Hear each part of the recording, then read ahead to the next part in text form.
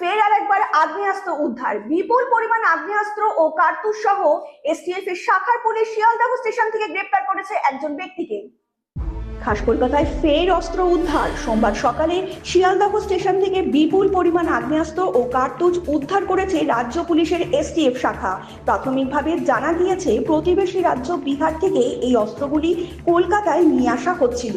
ঘটনায় এক যুবককে গ্রেপ্তার করা হয়েছে, যার নাম হাসান শেখ এবং তিনি মালদহের কালিয়াচকের বাসিন্দা। এসটিএফ সূত্রের খবর, শিয়ালদহ স্টেশনে আগেই নজরদারি চলছিল। স্টেশনের প্ল্যাটফর্মে হাটে বাজারে এক্সপ্রেস ট্রেন এসে দাঁড়ানোর পরই তদন্তকারীরা সন্দেহভাজন এক যুবককে দেখতে পেয়ে তার ব্যাগ তল্লাশি শুরু করেন। তল্লাশি করে যুবকের জামা কাপড়ে লুকিয়ে রাখা 6টি আগ্নেয়াস্ত্র ও 8টি কার্তুজ উদ্ধার করা হয়েছে। প্রাথমিক তদন্তে জানা গিয়েছে, বিহারের মানসিংহ জেলা থেকে এই অস্ত্রগুলি আনা হচ্ছিল এবং এগুলি খাগাড়িয়া জেলার অস্ত্র কারখানায় তৈরি হয়েছিল।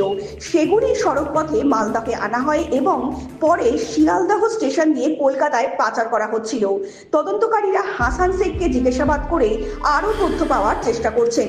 প্রশ্ন উঠেছে, এসব অস্ত্র কোথায় নিয়ে যাওয়া হচ্ছিল এবং হাসান কি কেরিয়ার পাচারকারী, নাকি সে নিজেও এই বেআইনি অস্ত্র ব্যবসার সঙ্গে যুক্ত?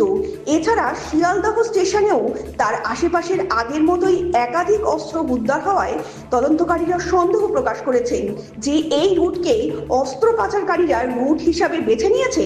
ইতিমধ্যেই ঘটনার পূর্ণাঙ্গ তদন্ত শুরু করেছে এসটিএফ ও রাজ্য শাখার police. Bureau report, রাতদিন news network. গৃহবধূকে জোরপূর্বক রং দেওয়ার চেষ্টা, ঘটনাকে কেন্দ্র করে জোর বিবাদ বিজেপি তৃণমূলের মধ্যে।